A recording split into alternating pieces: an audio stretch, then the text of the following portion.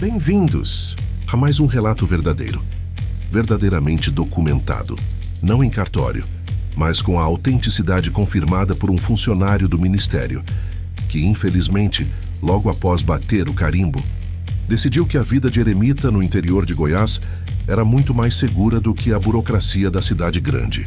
Ele levou a caneta do almoxarifado, mas deixou a verdade, o que prova que nem todo desvio de material público é necessariamente imoral.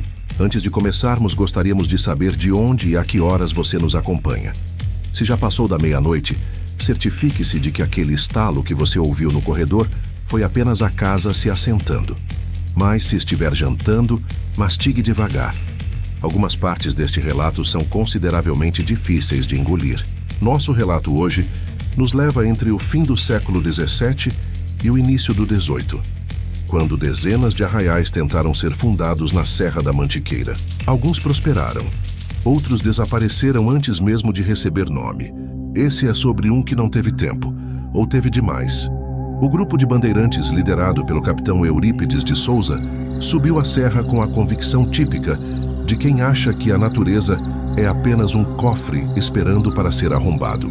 Quando estavam esgotados pelas agruras dos caminhos, encontraram uma clareira cercada por um rio de tamanho médio, algumas árvores frutíferas silvestres e capivaras que pareciam bem saborosas. E eram. Foi o primeiro e último momento de lucidez coletiva daquele grupo. Ainda na primeira noite naquela clareira, os homens saciados continuavam a conversa desde a partida da bandeira semanas antes, em Vila de Nossa Senhora da Conceição de Jacareí. Então, capitão, vamos montar arraial aqui mesmo ou vamos prosseguir na busca por ouro? Nesse momento, um estranho som como respiração profunda foi ouvido por todos, que sobressaltados ficaram em pé, já armando seus arcabuzes e pegando facões. Mas o som cessou logo e o capitão Souza respondeu: "Rapazes, eu não sei que som foi esse, mas pareceu presságio para seguirmos em frente." A noite transcorreu sem incidentes, e pela manhã um membro da bandeira, cujo nome se perdeu entre os documentos da época, foi até o rio para pegar água para pôr em café e viu com incredulidade pepitas, douradas como o sol, grandes como uvas, e tão suspeitas quanto uma herança deixada por alguém que ainda está vivo. "Capitão", gritou o homem, "venha ver isso aqui." Meio ranzinza por achar que o pobre homem tinha visto um peixe, Souza pegou uma pá já disposto a sentar-lhe na cabeça, mas teve a prudência de olhar antes para o rio. Ele não podia acreditar. Na data anterior, tinham todos bebido ali, e não havia nada além de pedras naquelas águas. Mas cavalo dado não se olham os dentes, pensou. Devia ter olhado. Resolveu naquela manhã que sim, o arraial seria construído ali mesmo. E aí, parceiro, então essa bagaça continua? Em que ano é o relato de hoje? Ô, compadre, então, deixa ver. Nem lembro. Entre 1690 e 1720, acho. Brasil Colônia. Então deixa eu assumir daqui enquanto você vai tomar um café. Ou um rabo de galo. Opa, meu chapa, só se for agora.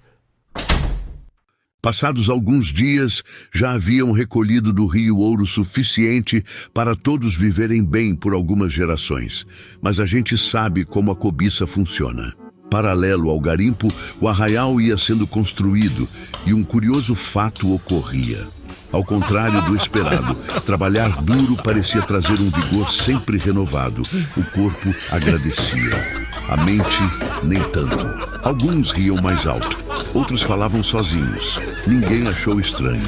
Homens que deveriam estar exaustos sentiram-se jovens. Feridas cicatrizavam em horas. Alguns consideravam ser uma área milagrosa, talvez a água fosse especial. Ou a carne de capivara, citou Pedro D'Ambrósio em carta recuperada décadas depois. E mais fatos estranhos ocorriam naquela área. Em alguns dias, as pepitas cessaram, mas ao cavarem fundações, a cada buraco feito, o brilho aparecia. O ouro brotava fácil, como se quisesse ser colhido. Alguns índios puris observavam a distância. Eles conheciam o brilho que prende. Tentaram avisar que aquela terra pedia o caminho de volta, mas os bandeirantes apenas riram. Para eles, os nativos eram apenas alérgicos ao chumbo de seus arcabuzes e seguiram construindo o arraial. De acordo com os relatos, 2 membros foram destacados, a contragosto, para ir até Guaratinguetá na tentativa de comprar a maior quantidade de bens e víveres, evitando as autoridades com a máxima discrição, poupando divulgação antecipada de sua pequena Eldorado. O problema aconteceu depois que os homens partiram. Após 2 dias de viagem, se sentiam mais cansados que o esperado. No arraial todos vendiam saúde. Agora, a fraqueza era apenas o primeiro sinal. Decidiram quebrar o combinado anteriormente. Não abrir o pequeno baú com ouro para checar se estava tudo lá. E surpresa, isso nunca aconteceu antes em casos verdadeiros documentados. O ouro tinha virado pedra comum, gneiss, como será conhecido posteriormente. Aquela pedra com veias que parece granito. Talvez seja ouro aposentado. Entre perplexos e desconfiados, resolveram voltar ao arraial, esforçando-se ao máximo, pois estavam esgotados. Sem perceber, estavam sendo seguidos por Quaira, um puri preocupado com o destino daqueles homens. Quando chegaram ao arraial, relataram ao capitão Souza o ocorrido, que não acreditou, pois os homens estavam normais sem sinal de cansaço. O baú estava vazio, já que os caras cometeram o erro básico de jogar fora alguma coisa que é importante no roteiro. Afinal, era apenas pedra. Foram trancafiados e seriam enforcados. Mas D'Ambrosio sugeriu que uma nova equipe tentasse novamente cumprir a missão. Souza concordou e, para surpresa de 0 pessoas, aconteceu a mesma coisa. Fraqueza, tontura, retorno. Ouro em gneiss. Estava claro para Souza e seus homens que estavam em uma prisão invisível. Os homens tinham pilhas de riqueza e saúde de ferro, mas não conseguiam se afastar para fora daquele lugar sem sentir que o coração ia parar. Ficariam lá, acumulando pedras falsas e uma juventude roubada. Quaira, que guardava as histórias dos antigos, concluiu que estava acontecendo algo que não poderia continuar. Aquele ciclo precisava terminar. Ele não procurou a coroa, nem autoridades regionais. Procurou um homem que vivia na capital, um descendente da linhagem que as lendas do povo do litoral diziam ter o dom de aquietar a terra. Sua jornada demorou semanas. Chegando finalmente a Salvador, encontrou quem procurara. Tibúrcio Mendes, encarregado da coroa para registro de propriedades de dia, curador discreto do acervo de uma escola exclusiva e pouco conhecida à noite. Essa escola tinha sido fundada anos antes na capital Salvador. Ele teve uma longa conversa com Quaira e tomou uma decisão. Decidido a entender melhor a situação, solicitou a um professor daquela escola, Mauro Mendonça, que realizasse os preparativos para a longa jornada rumo à serra. Quaira, quando estavam chegando semanas depois, de novo, só disse: "É seguindo essa trilha, amigos. Em meio-dia de caminhada, encontrarão a tribo dos brancos presos no brilho que prende." Tibúrcio e Mauro traziam consigo e no lombo de mula um estojo de madeira e um baú. Caminharam até a proximidade do arraial quando foram surpreendidos por 2 rapazes vigorosos. "Armados? Quem vem lá?" "Esta área é proibida para estranhos e estamos prontos para atirar", disseram. Mendonça parou e fez o sinal da cruz. Mendes, erguendo a mão em sinal de paz, falou sem medo na entonação: "Senhores, não queremos nada de vosso arraial. Apenas solicito uma palavra com o capitão de vossa bandeira." Os desconfiados homens pensaram um pouco e responderam: "Nosso capitão pode estar ocupado. Aguardem que falaremos com ele. Não se aproximem mais." Os 2 assentiram e montaram um pequeno acampamento ali mesmo, próximo a um riacho. Horas depois, Souza apareceu com um olhar firme, porém um pouco nervoso. "Então, o que os senhores procuram a ter com minha pessoa? São enviados da coroa?" "Longe disso, capitão. Somos da capital, sim, e sabemos de alguns fatos que estão acontecendo no seu arraial. disse Mendes com firmeza. Como? Aqui nós estamos bem, mas de fato andam acontecendo coisas que os senhores não poderiam saber a não ser que... Exatamente, capitão. De um indígena, disse Mendes friamente. Maldito seja, deveríamos ter exterminado todos. Mas nesse caso, os senhores estariam eternamente presos com uma fortuna que não terão jamais onde gastar. Até isso o senhor sabe? Disse Souza, já pegando seu arcabuz. Capitão, sei que os senhores estão em um impasse maior que o nosso agora, bradou Mendes. O fato é, se o senhor nos eliminar agora, talvez nunca tenham a chance de sair desse local e usufruir da fortuna que já acumularam. E o que os senhores poderiam fazer? É também fato que estamos saudáveis e cheios de ouro. Mas não poder sair daqui tem angustiado a maior parte de nossa bandeira. E ninguém quer abrir mão do ouro, declarou Souza. Bem, eu creio poder eliminar parte desse problema dos senhores. Como disse, não sou da coroa e seu ouro não me diz respeito, apenas livrá-los dessa maldição. Eu não sei se posso confiar nos senhores, mas vou fazer uma reunião com o nosso conselho e voltarei amanhã com uma resposta. Aguardaremos então. E capitão, complementou Mendes, avise aos homens que o ouro poderá ser preservado nas quantidades atuais extraídas, mas a saúde deles voltará ao ciclo natural da vida. Muito bem. A proposta parece interessante. Realmente não aguentamos mais ficar presos nesse local, concluiu o capitão. Quando estavam sozinhos no início da noite, Mendonça adiantou-se. É isso mesmo, senhor. O ouro deles poderá ser mantido? Claro que não, amigo.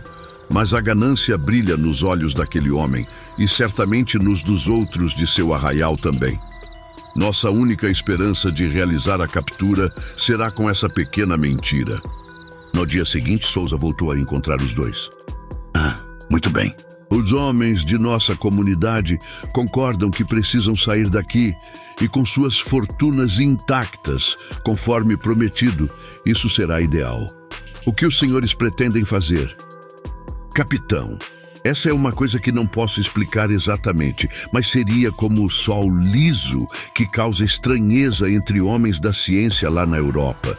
Algo que existe, mas ainda não sabem bem por quê. De toda forma, será necessário realizar uma oração no interior de seu arraial. É uma coisa de Deus, então? Perguntou o capitão com alegria contida. Sem dúvidas, esse tipo de maldição que prende, uma vez desfeita, Deus os libertará. Essa missa que o senhor diz? Mendes o interrompeu. Não é missa, capitão. Apenas uma oração que devo realizar sozinho. Nem os senhores, nem mesmo meu amigo poderão permanecer próximos. É uma oração um pouco diferente. Souza então voltou-se para Mendonça. O senhor que viaja com ele? Sabe que tipo de reza é essa que dispensa até testemunha? Mendonça deu de ombros com calma. Capitão, eu já aprendi uma coisa viajando com esse homem. Quando ele pede espaço, o melhor que a gente faz é dar. Não é falta de respeito, é prudência. Ele faz o que precisa fazer e, normalmente, o resultado aparece depois. Mendes não fala muito, mas costuma resolver o problema. Souza observou os dois por alguns instantes, avaliando se aquilo era fé, loucura ou simplesmente a única saída possível. Por fim, assentiu. Muito bem. Os senhores nos acompanhem. E chegando na paliçada do arraial, a cena era impressionante. Era tanto ouro que até pavimento de rua era feito com ele. Construções e armazéns, feitos de blocos de ouro. Homens fortes e todos saudáveis olhando para os recém-chegados com um misto de desconfiança e esperança. Então, capitão, com sua licença, devo ir ao centro daquela clareira, disse Mendes. Mendonça se afastou com os homens e pigarreou discretamente. Capitão, na última vez que tentaram ajudar, o resultado foi um padre desmaiado e 3 galinhas saíram voando. Desde então, a gente costuma manter uma certa distância. Mendes se ajoelhou e trabalhou em silêncio por minutos. Calçou luvas e retirou de uma caixa especial um frasco de vidro trabalhado. Desenhou algo no chão com precisão e disse palavras que não eram português ou latim. Um som de respiração seco e forte foi ouvido por todos no arraial. Tiburcio e Mauro estavam preparados. Tinham discretamente colocado grossa camada de cera de abelha nos ouvidos, mas os moradores locais caíram como moscas com aquele som. Houve um estalo seco, como vidro sendo selado sob pressão, e o ar da serra esfriou 10 graus no mesmo instante. Mendes levantou-se, guardou o frasco agora preenchido com líquido viscoso e negro e virou-se para Mendonça, que estava de pé ao lado de homens desacordados. Precisamos sair daqui agora, disse ele. Esses homens logo vão acordar e não ficarão nada satisfeitos. Minha nossa, o trânsito na cidade está engarrafado hoje. Ué, mas você não tinha ido a pé?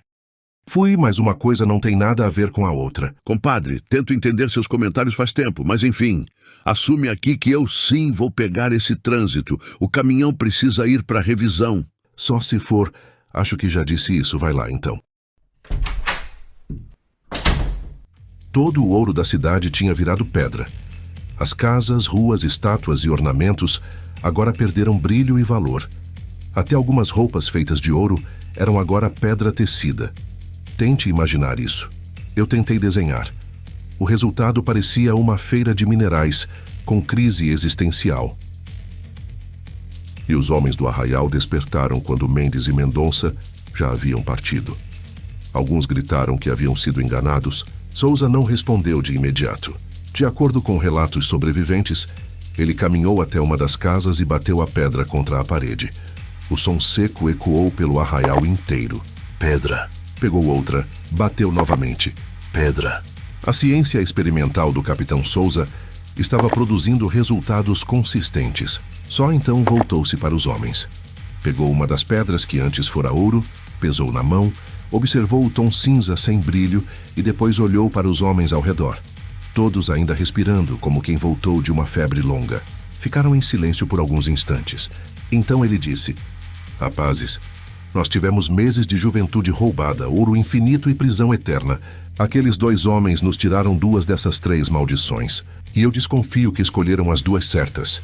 Mas, capitão, se o ouro virou pedra, será mesmo que estamos livres dessa prisão invisível?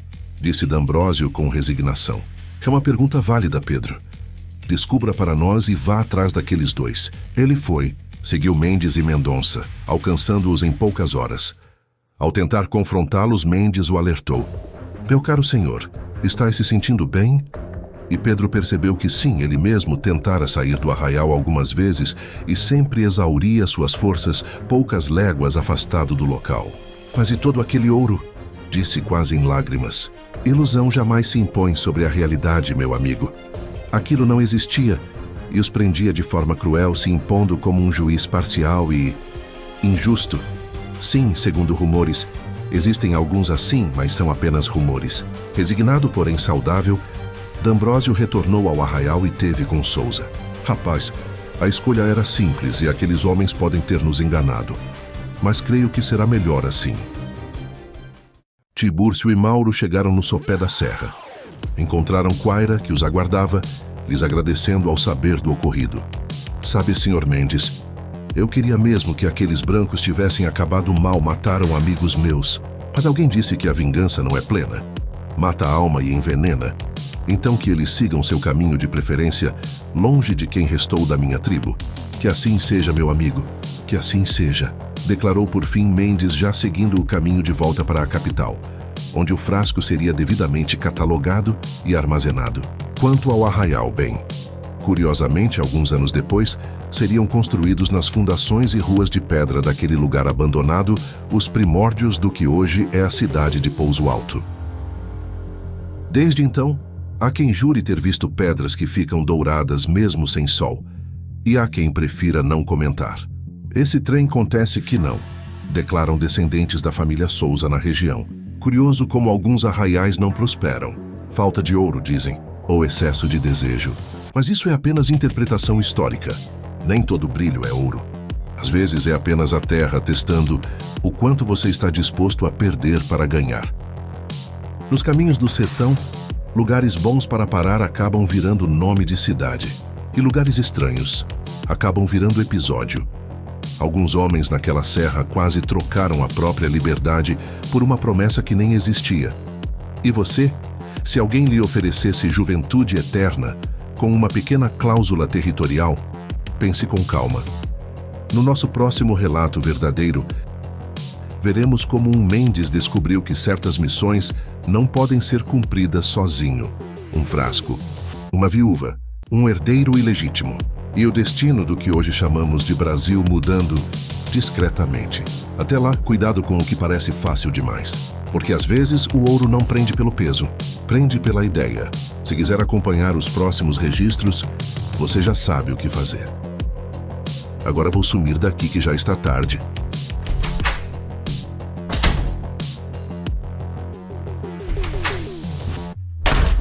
Oi, gente!